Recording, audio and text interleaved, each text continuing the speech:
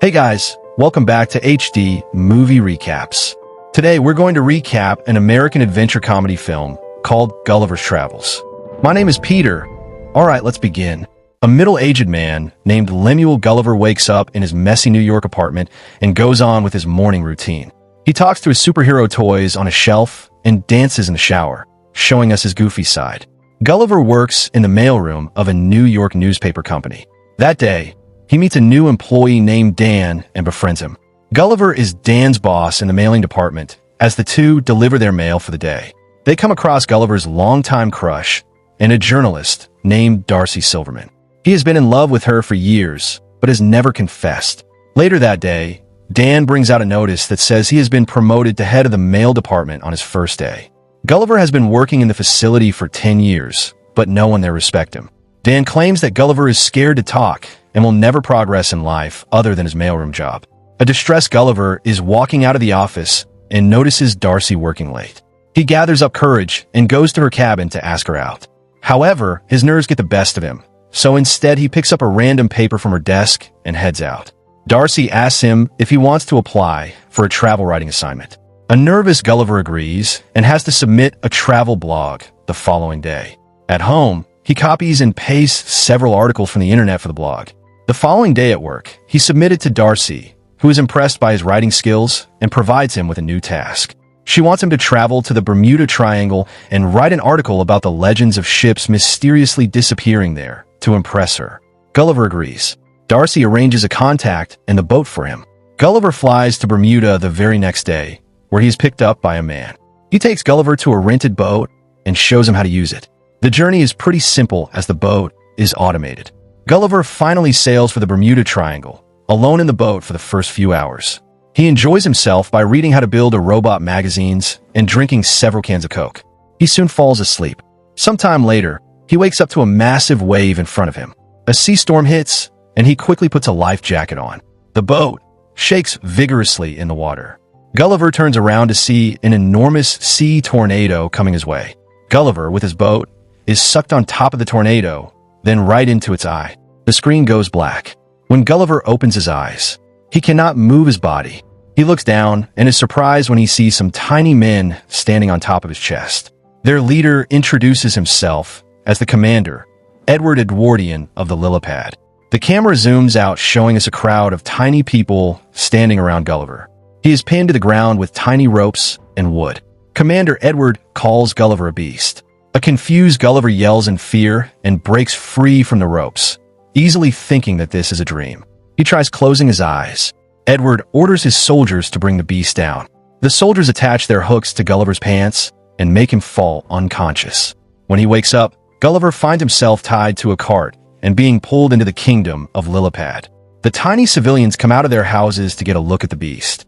He is pulled into the royal palace and presented to the king of Lillipad, King Theodore. The king's daughter, Princess Mary, pities Gulliver and asks Edward if the restraints are necessary. Edward claims that Gulliver is a spy from their enemy kingdom. Gulliver finally speaks and asks the king where he is.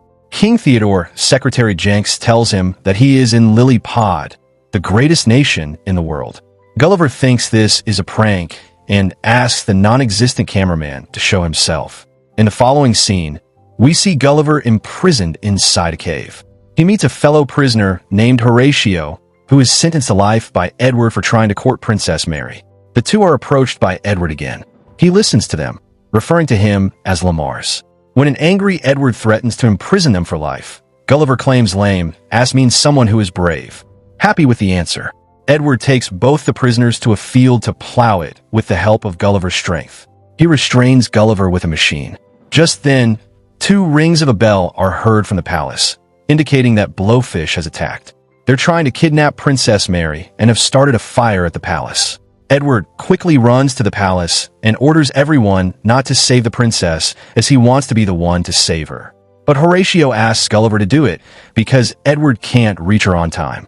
Gulliver easily takes the Black Russian soldiers down and saves the princess. But the king and his secretary are stuck in the fire. Gulliver, in a hurry, urinates on the building. Everyone claps for him when he stops the fire and saves King Theodore. The king removes him and Horatio from imprisonment and thanks Gulliver for his bravery. He also invites everyone for a feast that night to celebrate the occasion. Edward is furious to see someone else being praised for their bravery at the feast. The king asks Gulliver where he is from, and he answers, he is from Manhattan. The people assume that Gulliver was the president of Manhattan, as he is the bravest one there. Gulliver feels like a hero for the first time in his life. So he fabricates the story, claiming he was known as president of the awesome. Everyone believes him except for Edward. The following day, the people of Lollipop build a massive home for Gulliver with all the facilities he couldn't get when he was in New York. Gulliver also makes them build a theater to fit everyone in the kingdom. Then he shows them a drama of the sinking Titanic, claiming it to be the story of his life. Everyone is amazed by the tragic life that he has had. Edward inquires how he was saved after drowning, and Gulliver claims that he was resuscitated. Later, Horatio asks Gulliver to help him impress Princess Mary, and Gulliver agrees. The two go to the palace, and Horatio approaches the princess. A hidden Gulliver recites the lyrics of the song Kiss, making Horatio repeat it. By the end of it, the princess starts to fall for Horatio, but she is called by Edward, who has come to court her. The two have been destined to get married, as Edward is the bravest of the kingdom. Princess Mary isn't fond of Edward, but she cannot seem to get rid of him somewhere else. The search party finds a washed-up boat with cans of Coke. Gulliver comes to the scene and finds his phone is still working. He has 12 voice messages from Darcy. Turns out she is furious to have found out about Gulliver's plagiarized article. She has to now sail on the same trail Gulliver came through to do the Bermuda Triangle research herself. Gulliver now doesn't want to go back to New York and face her, so he decides to stay in Lily Pad permanently. Edward is not happy about the decision and tells the king he is suspicious of Gulliver. The king dismisses him, claiming that he trusts Gulliver because of his say. The king gives Gulliver the title of the new general and emotes Edward to vice general. A jealous Edward turns a Lily Pad's defense system off, making it easier for their enemies. Black Russia see this and plan to attack Lilyport immediately. They approach the kingdom through waters and launch cannonballs towards Lilyport being the general. Now it is Gulliver's responsibility to stop them. He nervously steps into the water and starts to splash it around. The cannonballs do not work on Gulliver, who is massive compared to them. Eventually, he defeats the bluff and becomes the savior of Lilypot. The people from Lily Pad fulfill all of Gulliver's wishes. They even build a model of Times Square so he would feel at home. They change their clothing to match that of Gulliver's. Soldiers are appointed to cut his hair and give him massages. One night, Edward barges into the princess's chamber. He claims that it is his right to come in any time because he courts the princess. The princess finally reveals that she doesn't love him and doesn't want him to court her anymore. An angered Edward leaves for Bluff, Russia to ask for help from their king. Edward's men have found the Build Your Robot book Gulliver had on the boat. The bluffed Russian king agrees to help him build a robot using the book to battle Gulliver. Some days later, Gulliver is at the model Times Square when the bells of the palace ring, suggesting an invasion. Gulliver gets ready to battle tiny people, but is surprised when a huge robot being operated by Edward stands in front of him. Edward challenges him for a duel. Gulliver has no way out but to accept. He tries to push the robot, but it is way stronger than him.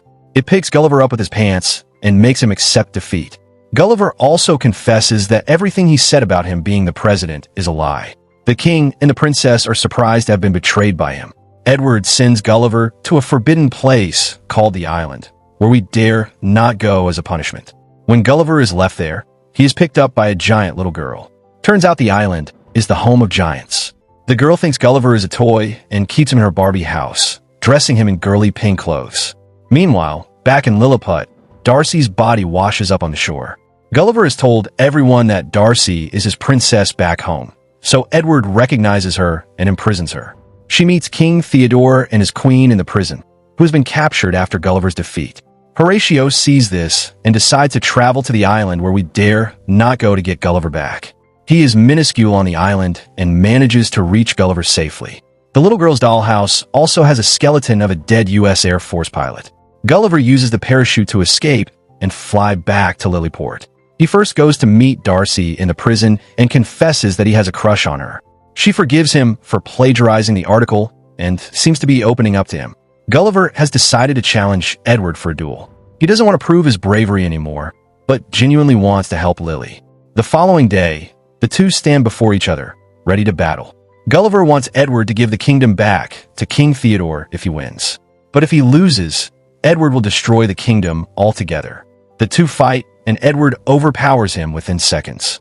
Horatio runs to help him and manages to get inside the robot. He defeats Edward from inside, eventually powering the robot.